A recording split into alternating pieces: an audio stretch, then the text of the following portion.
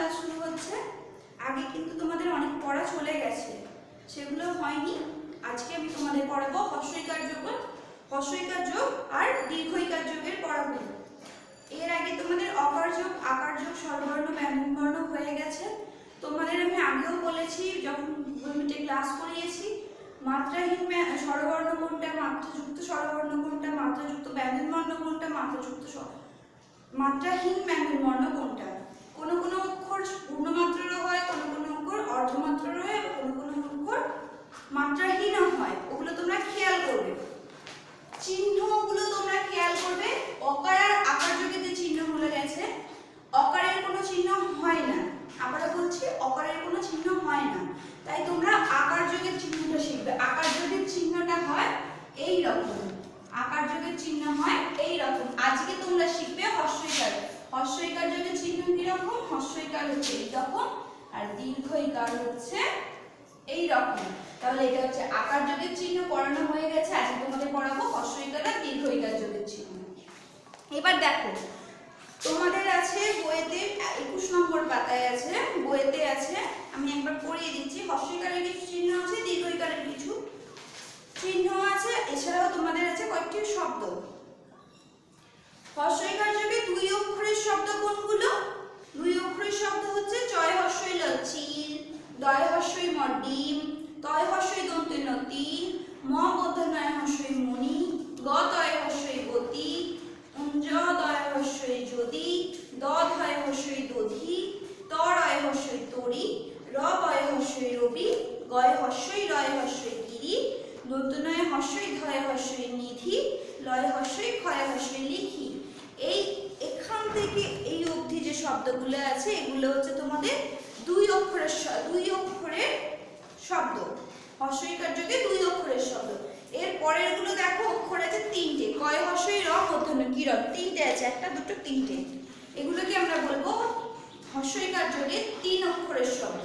সেগুলো কি কি? কয় হস্যই র মূর্ধন্য কিরণ, ক ঠয় হস্যই দন্তন্য কঠিন, অ তালব্য দন্তনয় হস্যই অশনি, দয় হস্যই ব দন্তস্ব দিবস, হ রয় হস্যই মূর্ধন্য হরি, অ ব ধয় হস্যই অবধি, দন্তনয় হস্যই কট নিকট, ম লয় হস্যই দন্তন্য মলিন, আ প দন্তনয় হস্যই আপনি, দন্তনয় হস্যই বয় হস্যই ডয় শূন্য র নিবিড়, অ তয় হস্যই থয় হস্যই অতিথি, দন্তনয় হস্যই অন্তস্থ তয় হস্যই নিয়তি, তালবশয়ে হস্যই তালবশয়ে হস্যই র শিশির, অ ব হয় হস্যই অবধি, ময় হস্যই দন্তন্য তয় হস্যই মিনতি।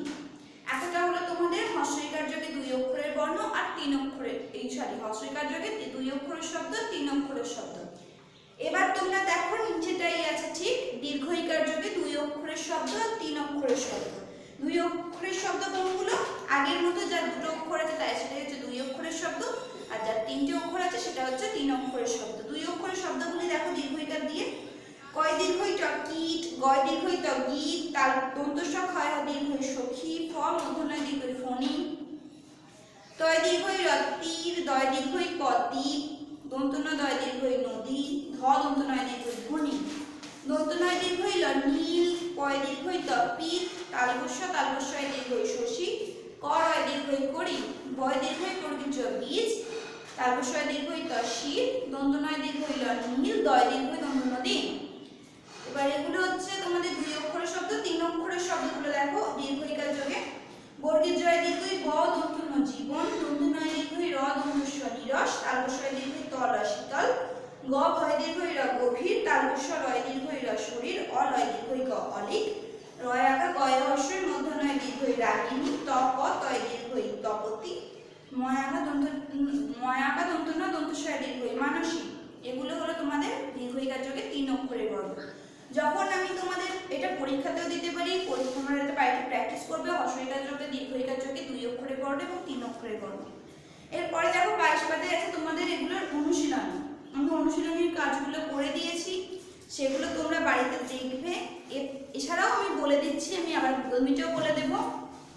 প্রথমে আছে দেখো একের দাগের প্রশ্নটা, নিচের বর্ণগুলির পাশে সঠিক জায়গায় হস্যইকার ও দীর্ঘইকার চিহ্ন বসিয়ে শব্দ গঠন করো। যেমন দেখো আছে দন্তন্য লয়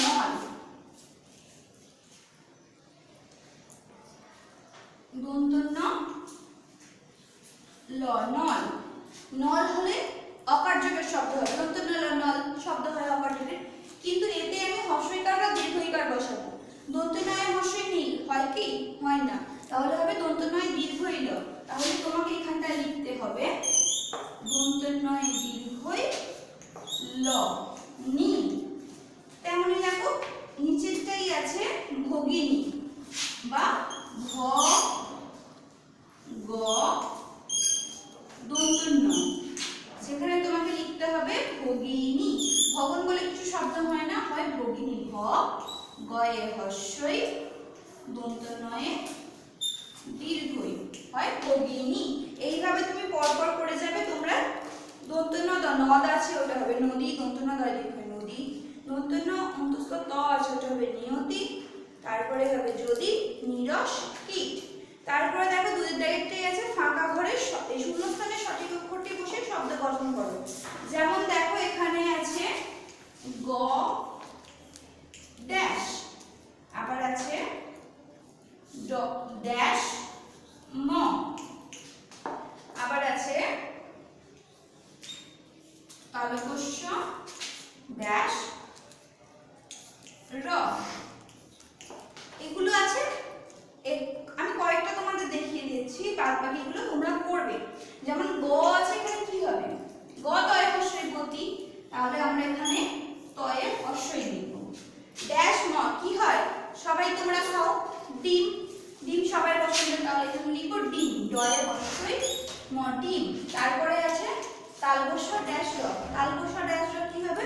শরীর, তালব্য রয় দীর্ঘই র শরীর, তালব্য রয় দীর্ঘই র শরীর। তারপর দেখো ছবি দেখে ফাঁকা করে সঠিক অক্ষর বসাও।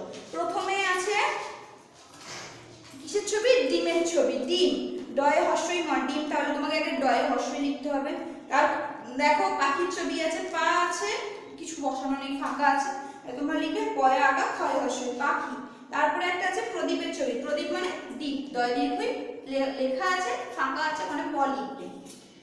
তারপরে এলোমেলো শব্দ সাজিয়ে শব্দ গঠন করো। চার দাগে আছে তয় হস্যই গ আছে, ওটা উল্টে দেবো, তাহলে তয় হস্যই গ আছে। দেখো প্রথমে একটাই আছে তয় হস্যই গ, আবার একটা দেখো আছে ল ত তালব্য দীর্ঘই, কি হবে? তিক বলে কোনো শব্দ হয় না, এটাকে উল্টে দেবে গতি, গ তয়ে হস্যই গতি। তারপরে এটা কি হবে? ল ত শি বলে হয় না, তলসি বলেও হয় না, তাহলে কি হবে? শীতল, তালব্য দীর্ঘই ত ল শীতল। এইভাবে বাদ বাকিগুলো করে যাবে। গতি, রবি, শরীর, কঠিন, অতিথি, পরি। উত্তর বলে দিলাম, তোমরা কোথায় কি হবে সাজিয়ে লিখবে। তারপরে দেখো অর্থ আছে, অর্থগুলো আমি তোমাদের বলে দিচ্ছি সবগুলো। পাঁচের দাগে আছে, দেখো নিচু শব্দগুলির অর্থ লেখো। এগুলো আছে, প্রথমে আছে দেখো রবি, রবি মানে কি? রবি মানে সূর্য। তারপরে আছে দীপ, দীপ মানে প্রদীপ। তরি, তর তরি, তরি মানে নৌকা। নিরস, নিরস মানে রসহীন বা শুষ্ক, যে যার রস নেই তাই হচ্ছে নিরস। কীট, কীট মানে কি? পোকামাকড়, প্রজাপতি, পিঁপড়ে, মাকড়সা, এগুলো হচ্ছে কীট। অলিক মানে হচ্ছে অমূলক, যা কল্পনায় ভাবি তাই হচ্ছে অলিক, অলিক মানে অমূলক। তারপরে আছে দেখো তোমাদের দিবস, দিবস মানে দিন। আর হিম, হিম মানে হচ্ছে তুষার। তারপরে দেখো আছে তোমাদের ছয়ের দাগে ছবি দেখে নাম লেখো।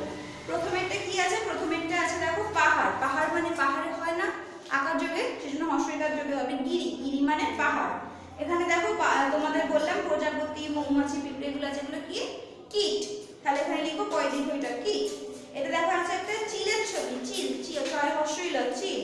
আর এটা আছে তোমাদের সূর্যের ছবি, সূর্য হবে না তো, সূর্য বানান দন্ত শয় দীর্ঘ, সূর্য হবে না, তাহলে ওখানে আমরা লিখবো রবি, সূর্যের অপর নাম রবি। তাহলে এটা তোমাদের হলো। এরপর দেখো তোমাদের আছে হাতের লেখা বই। হাতের লেখা বইয়ের 6 পাতা অবধি কাজ তোমাদের আগে চলে গিয়েছিল।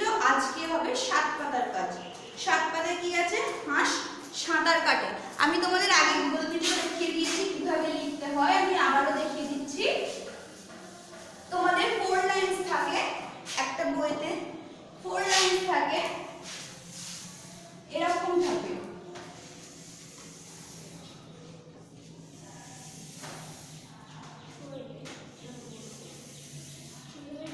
তাহলে হয় তোমাদের আমি আগে বলেছি উপরে সরু লাইনটা লিখবো না, নিচে সরু লাইনটা লিখবো না, তাহলে মাঝখানে যে মোটা লাইনটা থাকবে অনেকটা বেশি আমরা সেখানে লিখবো। দেখো ভালো করে লক্ষ্য করবে, যেমন বইতে আছে ওরকম সুন্দর করে ধরে ধরে লিখবে। কেমন করে লিখবে? হাঁস সাঁতার কাটে। হাঁস আগে মাত্রা দেবে, তারপর নামাবে, তারপর লিখবে। হয় চন্দ্রবিন্দু আঁকা দন্তস্ব হাঁস, তারপর লিখবে সাঁতার, মাত্রা দেবে সবেতে। সব হয় কিছু কিছু হয় পূর্ণ মাত্রা, কিছু কিছু হয় অর্ধ মাত্রা, ওগুলো খেয়াল করে দেবে। সাঁতার দন্তস্ব চন্দ্রবিন্দু আঁকা, তয়ে আঁকা, র সাঁতার কাটে, কয়ে আঁকা,